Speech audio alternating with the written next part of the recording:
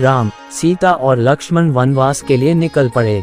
रास्ते में उन्होंने कई असुरों का संहार किया और कई पवित्र और अच्छे लोगों से भी वे मिले। वे वन चित्रकूट में एक कुटिया बनाकर रहने लगे। एक बार की बात है, लंका के असुर राजा रावण की छोटी बहन शूर्पणखा ने राम को देखा और वह मोहित हो गई। उसने राम को पाने की कोशिश की, पर राम ने उत्तर दिया, मैं तो विवाहित हूँ, मेरे भाई लक्ष्मण से पूछ के देखो। तब शूर्पणखा लक्ष्मण के पास जाकर विवाह का प्रस्ताव रखने लगी, पर लक्ष्मण ने साफ इनकार कर दिया। तब शूर्पणखा ने क्रोधित होकर माता सीता पर आक्रमण कर दिया। ये देखकर लक्ष्मण ने चाकू से शूर्पणखा का नाक काट दिया। कटी हुई नाक के साथ रोते हुए जब शूर्पणखा लंका पहुंची तो सारी बातें जानकर रावण को बहुत क्रोध आया। उसने बाद रावण ने सीता हरण की योजना बनाई। रामायण में सीता हरण कथा योजना के तहत रावण ने मारीच राक्षस को चित्रकूट के कुटिया के पास एक सुंदर हिरण के रूप में भेजा। जब मारीच को माता सीता ने देखा तो उन्होंने श्री राम से उस हिरण को पकड़ के लाने के लिए कहा। सीता की बात को मानकर राम उस हिरण को पकड़ने उसके पीछे पीछे गए और लक्ष्मण को आदेश दिया कि वो सीता को छोड़कर कहीं ना जाए।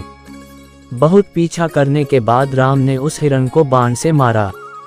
जैसे ही राम का बाण हिरण बने मारीच को लगा, वह अपने असली राक्षस रूप में आ गया और राम के आवाज में सीता और लक्ष्मण को मदद के लिए पुकारने लगा। सीता ने जब राम के आवाज में उस राक्षस के विलाप को देखा तो वो घबरा गई और उसने लक्ष्मण को राम की मदद के लिए वन जाने को कहा। लक्ष्मण ने सीता माता के कुटिया को चारों ओर से लक्ष्मण रेखा से सुरक्षित किया और वो श्री राम की खोज करने वन में चले गए। योजना के अनुसार रावण एक साधु के रूप में कुटिया पहुंचा और भिक्षाम देही का स्वर लगाने लगा। जैसे ही रावण ने कुटिया के पास लक्ष्मण रेखा पर अपना पैर रखा, उसका पैर जलने लगा। ये देखकर रावण ने माता सीता को बाहर आकर भोजन देने के लिए कहा। जैसे ही माता सीता लक्ष्मण रेखा से बाहर निकली, रावण ने पुष्पक विमान में उनका अपहरण कर लिया। जब राम और लक्ष्मण को ये पता चला कि उनके साथ छल हुआ है तो वो कुटिया की ओर भागे, पर वहां उन्हें कोई नहीं मिला। जब रावण सीता को पुष्पक विमान में लेकर जा रहा था तब बूढ़े जटायु पक्षी ने रावण से सीता माता को छुड़ाने के लिए युद्ध किया, परंतु रावण ने जटायु का पंख काट डाला। जब राम और लक्ष्मण सीता को ढूंढते हुए जा रहे थे तो रास्ते में जटायु का शरीर पड़ा था और वो राम राम विलाप कर रहा था।